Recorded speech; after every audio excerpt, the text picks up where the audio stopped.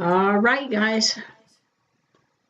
We are on day 241. Day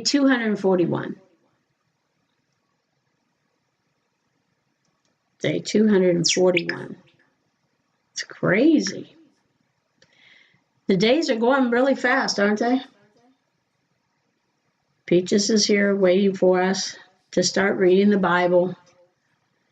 Day 241 of the daily Bible reading, 1 Samuel 5, Psalm 60, and Revelation 3. We'll share that with a few people. And we will start reading.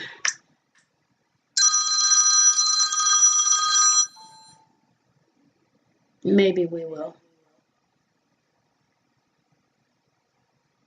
That's going to have to wait. Sorry. Because I'm reading the Bible. Sorry, guys. Okay, but anyway. Let's see here. If you, when you get on here, just let me know where you're watching from and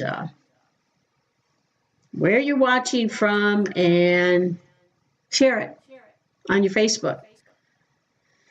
If you would, please, that would really help out a lot to get the word out there. I like having a big mouth on Facebook, but the problem is they throttle me down. Oh, well, okay. They throttle me down on the newsfeed, so people don't see everything that they need to see. So it's just the way it is. Okay. So anyway, it's day 241. We're going to read today 1 Samuel 5, Psalm 60, and Revelation 3. So I'm going to go ahead and get started reading because I know people watch the replay. So we don't want to hinder that. People come on here and then they got to wait and wait. They're watching the replay and they got to wait and wait because you're waiting for people to come on your live stream. Don't do that, guys. I try not to do that because I've done that. Then you got to fast forward through their video. You know, I'm just trying to get this thing going. It comes up that only my friends can see it, but I want everybody to be able to see it. Okay. All righty. Hey, Doreen, how are you? Doing okay over there in near Chicago?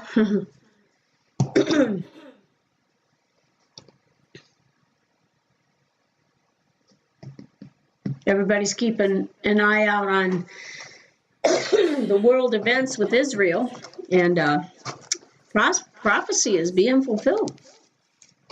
It's awesome.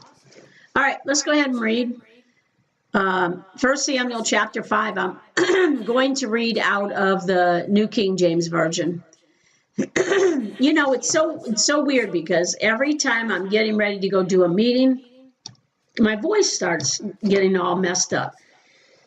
I know it's nothing but a demonic attack, but the devil is not going to shut me up in Jesus' name. Oh, I'm telling you, it's every single time. It's the weirdest thing. But the devil's weird, isn't he? He's a loser and a liar. All right, let's go ahead and read 1 Samuel chapter 5. Then the Philistines took the ark of God and brought it from Ebenezer to Ashdod. When the Philistines took the ark of God, they brought it into the house of Dagon and sat it by Dagon. Dagon was their god. I don't know what just happened here. Okay, I hit something. Dagon was their god, so they have the audacity to take the ark of God and put it beside their puny god. You know? Like, really?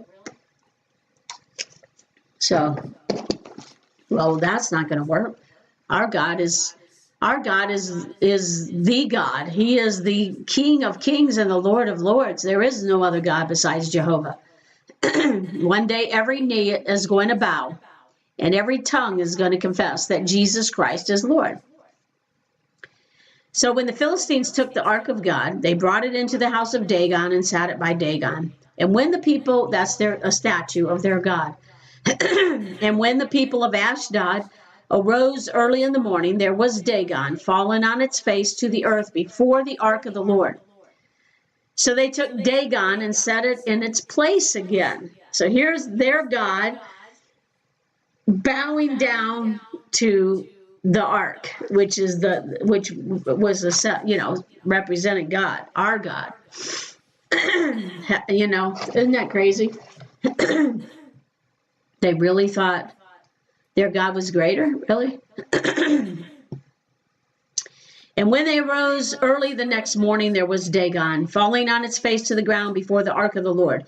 The head of Dagon and both the palms of its hands were broken off on the threshold. Only Dagon's torso was left of it. It had the body of a fish and the head of the body, the upper part of a man. Therefore, neither the priest of Dagon nor any who can't come into Dagon's house tread on the threshold of Dagon in Ashdod to this day. But the hand of the Lord was heavy on the people of Ashdod, and he ravaged them and struck them with tumors, both Ashdod and its territory. I did a little study on that, tumors, today, and it's hemorrhoids. That's what it is. He struck them with hemorrhoids. One version says boils, but I was reading in a study Bible, and it was talking about if you narrow that word down, it's hemorrhoids. It's funny, isn't it? It's not funny when you have them, but it's funny. And when the men of Ashdod saw how it was, they said, the ark of the God of Israel must not remain with us, for his hand is harsh toward us, and Dagon our God. Therefore they sent and gathered to themselves all the lords of the Philistines and said, what shall we do with the ark of the God of Israel? And they answered, let the ark of the God of Israel be carried away to Gath. So they carried the ark of the God of Israel away. Like they're starting to see now, that what's going to happen to them when they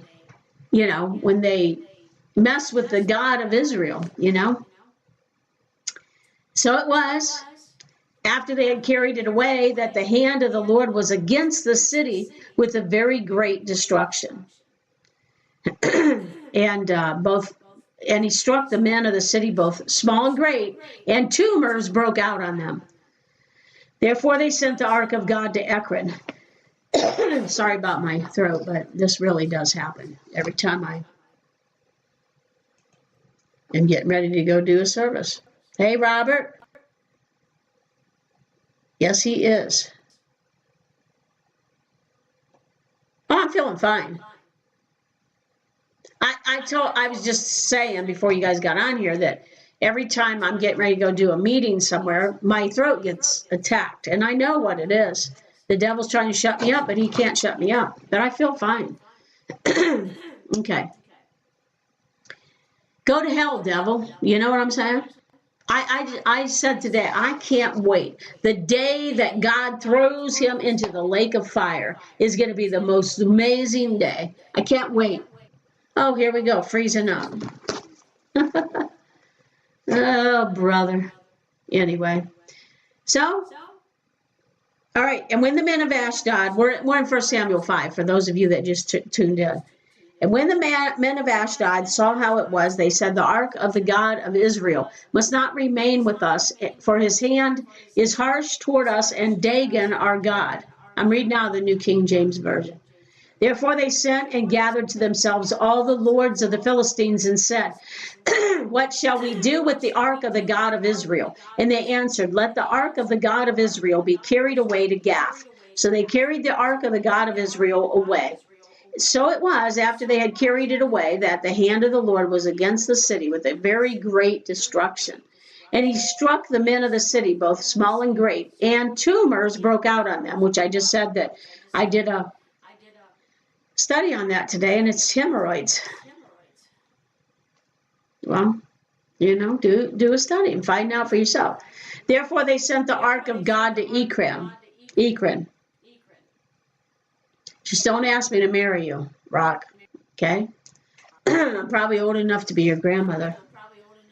So it was after they had carried it away that the hand of the Lord was against the city with a very great destruction. And he struck the men of the city, both small and great, and tumors broke out on them. Therefore they sent the ark of God to Ekron. So it was as the ark of God came to Ekron that the Ekronites cried out, saying, they have brought the ark of the God of Israel to us, to kill us and our people.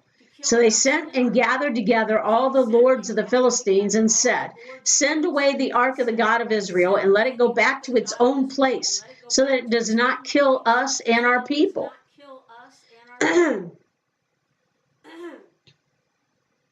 For there was a deadly destruction throughout all the city.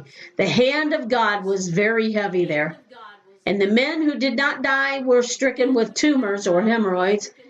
And the cry of the city went up to heaven. And the hand of the Lord, we're going to see the hand of the Lord move in this mess over here in Israel. I can't wait to see what God does. All right. We're on day 241. We've already read Genesis, Exodus, Leviticus, Numbers, Deuteronomy, Joshua, Judges, Ruth. Now we're in 1 Samuel. Rock, you can ask me a question. Like I said, just don't ask me to marry you. And I'll see. I may or may not answer it. How's that? No guarantees. How's that? All right, let's go over to Psalm chapter 60. Psalm chapter 60. Hey, we're going to be over in Worcester this Saturday at 6 o'clock at the Valley Grange Hall. Valley Grange. All right.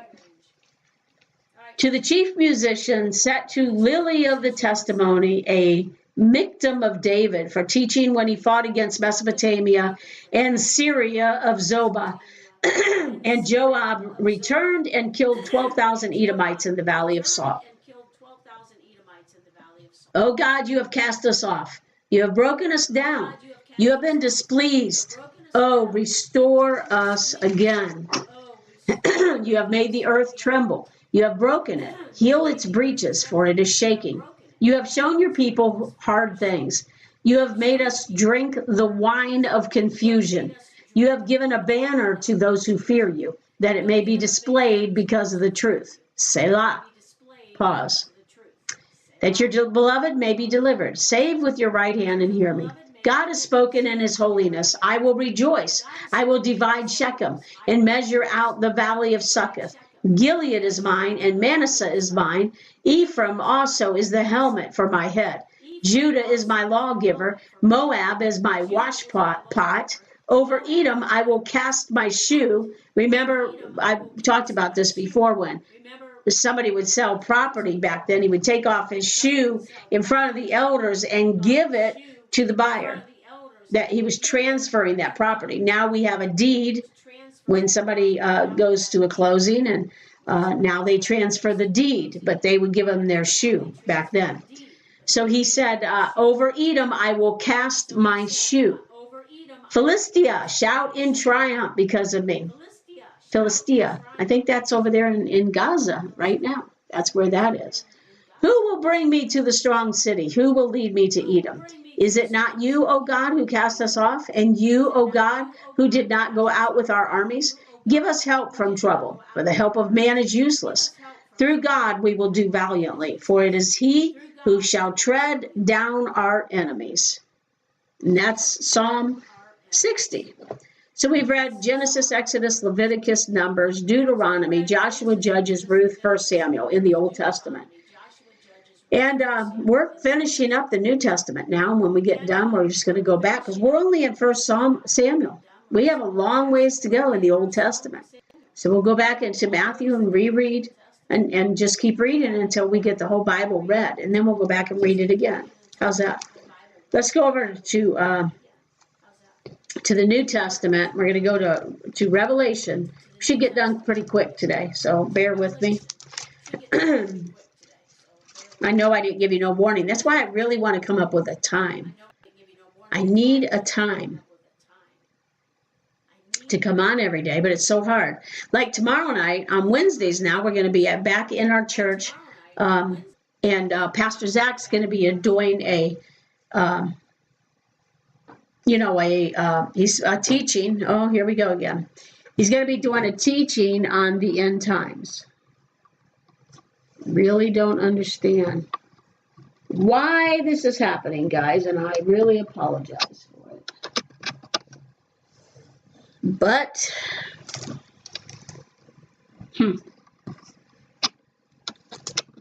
very irritating to me and to you, I know. Well, I might have to get off of here and get back on when I can get this stupid thing to work. And I will tell you that.